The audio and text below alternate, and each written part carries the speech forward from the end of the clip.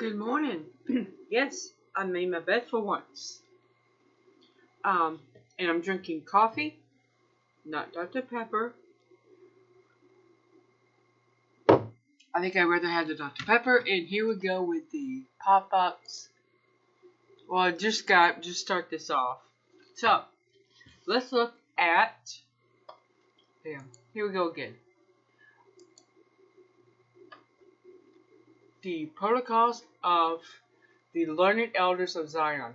Now, you typing. Okay, stop typing. Alright, I am not anti-Semitic. I'm anti-government. Okay, I do not believe we need such a huge government. Yes, we need a body that represents us. But we don't need what this currently is. And it has been generations in the making. Now, second thing. This book, up until Tsar Nicholas II was murdered by the Bolsheviks, this book was legal to own. After the Bolshevik Revolution of 1917, the October one, it became illegal to own it. So, don't even start with, it's not real, it's fake. If it's fake, why do people get so worked up? Why is it now illegal to own this? Alright, so, in some countries it still is, like Israel. And you're going to see why. Alright, let's see, I'm actually on Protocol 6. So, I'm going to go back and go through Protocol 1. Now, putting aside fine phrases, we shall speak of significance to each thought. By comparison and deduction, we shall throw light upon surrounding facts. What I am about to set forth, then, is our system from the 2 points of view, that of ourselves being the Ashkenazi Jewish people, and that of the Goyim, Gentiles, us, that are not Ashkenazi Jew. So they don't even look on their own people who are not Ashkenazi very favorably. And then they go on to talk about how they're going to reestablish Israel. They're going to, tell generations after generation that it was always there. That I get into in the doctrine. Political freedom is ideal, but not a fact. This ideal, one must know how to apply it whenever it appears necessary, with this bait of an ideal to attract masses of people to one's party for the purpose of crushing another one whose authority. Sound familiar? Now, Democrats want to crush the Republicans because they are in authority. They're in the Oval Office.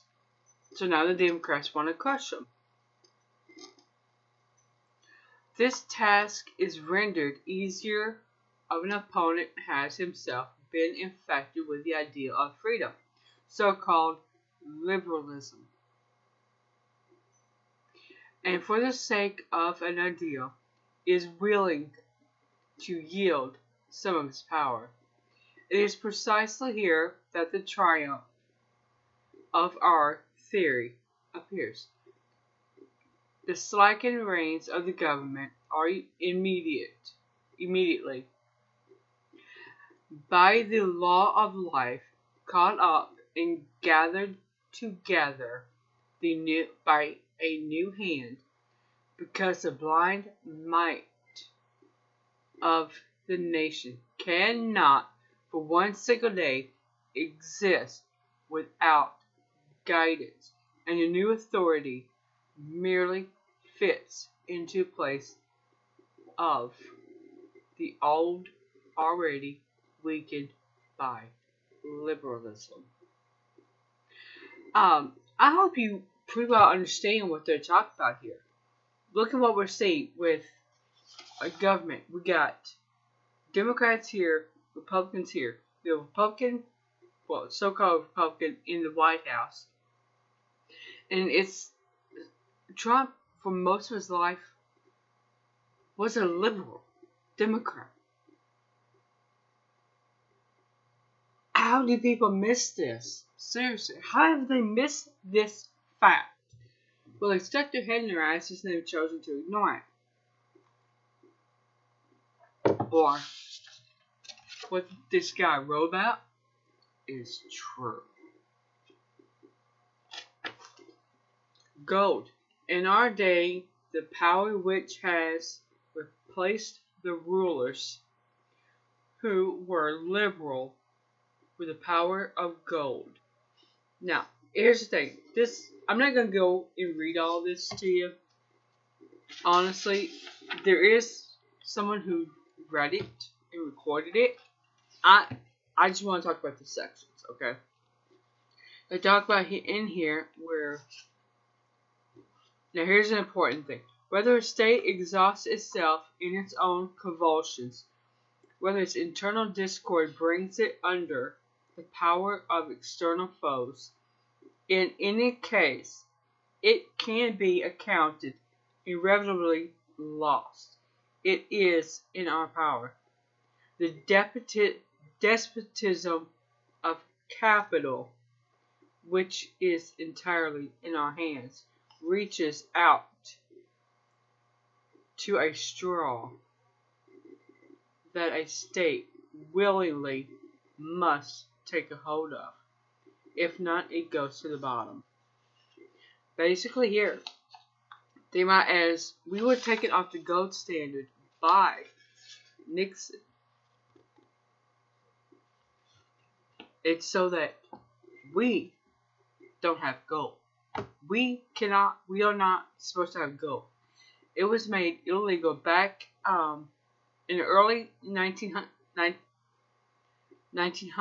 I want to say around the time of the crash. After the crash, it was made illegal for us to hold gold. We were supposed to turn it in, take it to a bank, and they would give us a security note. In other words, we were so stupid, so feeble, that we are incapable of handling our own gold. Might is right. This talks about how going after people with force, if necessary. I'll just go over this last one here. 20. A people it left to itself, i.e., to upstarts from the mist, brings itself to ruin by party dissensions, excited by the pursuit of power and honors, and the disorders arising therefrom. It is possible for the masses of people, calmly and without petty jealousy, to form judgment, to deal with the affairs of the country, which cannot be mixed up in personal interest. Can they defend themselves from an external foe? It is unthinkable for a plan broken up into as many parts as there are heads in the mob, loses the homogeneity and thereby becomes unintelligible and impossible of execution. All through this tells how they do not think we are capable of managing our own lives. Now remember what Barack Obama said? The average person is too simple-minded to govern their own affairs. Right there. This is where he got it from. Yeah. We are despots. It is only with the despotic ruler that plans can be elaborated extensively and clearly in such a way as to distribute the whole property among several parts of the machinery of the state. From this, the conclusion is inevitable that a satisfactory form of government for any country is one that concentrates the hands of one responsible person. Without absolute despotism, there can be no existence of civilization. Now, if you don't know what despotism means, it is, and honestly, I didn't know, confession, I did not know what it meant. I looked it up. It is total authoritarian. Yeah, there's something for you to think about. Now, moving on. We shall end liberty. I'm going to take this off. I might be able to see better. Oh, yeah, of course. Far back in ancient times, we were the first to cry among the masses of the people the words, liberty, equality, fraternity. Sound familiar? Oh, well, let's see. If you love history as much as I do, the Bolsheviks. Yeah, that was their thing. Liberty, equality, only they said brotherhood. Fraternity is basically another word for brotherhood. Words many times repeated since these days by the stupid Pole parrots, who from all sides around flew down upon these baits, and with them carried away the well-being of the world. True freedom of the individual, formerly so well guarded against the pressure of the mob. The would-be wise men of the Goyim, the intellects, cannot make anything out of the uttered words of their abstractness. Did not see the nature. There is no equality. Cannot be freedom. That nature herself has established inequality of minds, of characters, and capacity, just as immutable as she has established coordination through her laws. So, basically, they created this whole banner with the guise of getting us to rise up and put who they want into power. Not who would represent us, but who they want. And that person says equality, brotherhood, or fraternity, liberty. And then it echoes. Now,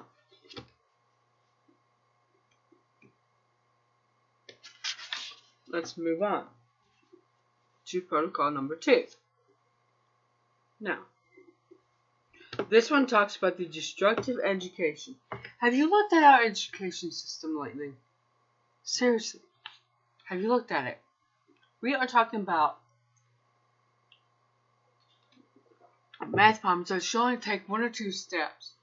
They have to show it 100 steps. Thank you, Albert Mueller. You prick.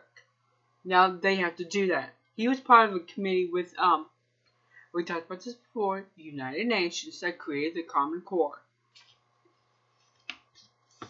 That's basically is number 2.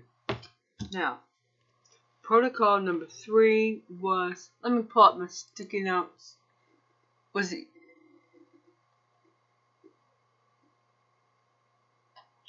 3? It's about conquest. The first one was about, second one was about the economic wars. We see it. Venezuela. We see the condition they're going through. We also see that Russia is about to invest a heavy amount of money in that country. We see China investing in Africa. Now, protocol 3 is method of conquest. Poverty, our weapon. Basically, to keep as many people poor as possible. And those who stand up and say, you know what? This is bullshit. This has got to stop. Those of us that do that, we are called conspiracy theorists. Fake news. Sound familiar? Yeah. We support communism. Oh, this is my favorite part here now. The people under our guidance have annihilated the aristocracy. Hello, Tsar Nicholas II and his family, all 5 kids, were murdered. They got rid of the aristocracy. The queen is basically a little puppet now. They basically want to kill out the Goyim. That's basically what they're doing. We appear on the scene as alleged saviors of the worker from the oppression when we propose to him to enter the ranks of our fighting forces. Socialism, anarchists, and communism, to whom we always give support in accordance with alleged brotherly rule of the solidarity of humanity of our social masonry. Do we really need to go any further? I think that pretty much spells it out. Jews will be safe, basically, that we are too stupid to see their hand in this. We do not understand how involved they really are in all this. We are completely incapable of understanding it. That's basically what this section says. That we will never rise up against them. Because anybody who does speak out, think about what happens. They are called an anti-Semitic. It's a favorite little tool. This new law that's coming out. Boycott, dissensions, and sanctions type of law. Marco Rubio has already called somebody an anti-Semitic for opposing it. Moving on. Protocol number 4 and the last one. Now there's a part of this that is so important to understand. The main thing they want to do, they have built up this system, putting Protestants against Presbyterians, Catholics against Lutherans, and Methodists. They don't think anybody else really knows what the hell is going on anyway. So, here's the important part. The Gentile Masonry blindly serves a screen for us, our objects, but the plan of action of our force, even its very abiding, remains for whole people an unknown mystery. Now, they basically are looking to get rid of God. Look at what they're doing. I just seen where on RFT a couple weeks ago, there's a group that read the women's Bible study, and they're whining and complaining about the patriarch signaling there. I haven't read it. I have no desire to read it. I don't need to. I mean, these people are just nuts. But, except they're nuts. Indispensable for us to undermine all faith, to tear out of the mind of the Goyim the very principle of Godhead and the Spirit, and to put in its place arithmetical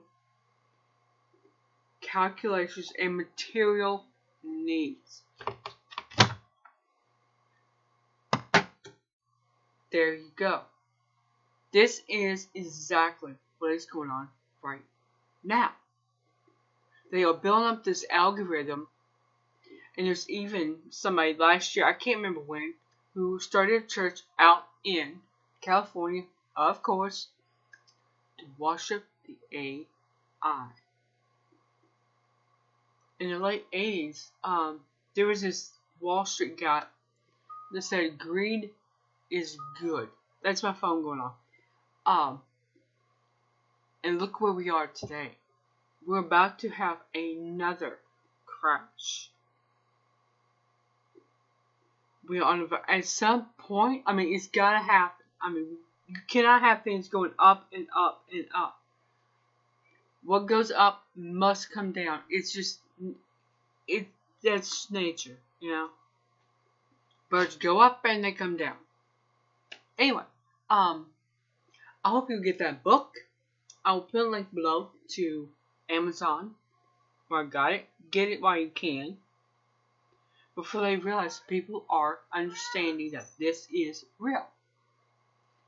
Until tomorrow, current events, I will see you later. Be well, be safe. And there goes our new cat.